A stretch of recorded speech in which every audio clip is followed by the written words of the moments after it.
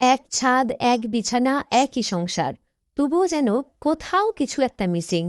অনেক নারী আছে যাদের জীবনে খারাপ স্বামী নেই, তবু তারা ভালো নেই। সমাজের চোখে সে হয়তো ভাগ্যবতী, স্বামী দায়িত্বশীল, সংসার চলে, প্রয়োজন মেটে, সমাজ বলে আর কি চাই। তবু তার মন খারাপ। সে অভিযোগ করতে পারে না, কারণ অভিযোগ করার মতো তার কাছে কোনো প্রমাণ নেই। শুধু একটা অভাব, যেটা দেখা যায় না, ছোঁয়া যায় না, বোঝানো যায় না। মানুষের চাহিদা শুধু অর্থনৈতিক না, মানসিকও। একজন স্ত্রী যখন বলে আমার মন খারাপ, সে সবসময় সমাধান চায় না। সে চায় পাশে বসা মানুষটা তাকে বিচার না করে শুধু শুনুক।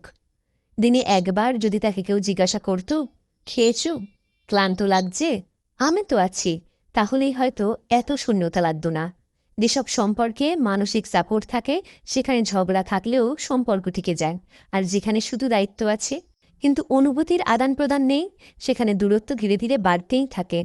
কারণ সত্যিটা খুব নীরব।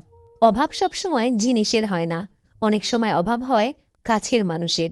স্বামী হওয়া সামাজিক পরিচয়, কিন্তু স্ত্রীর নিরাপদ আশ্রয় হয়ে ওঠা ভালোবাসা।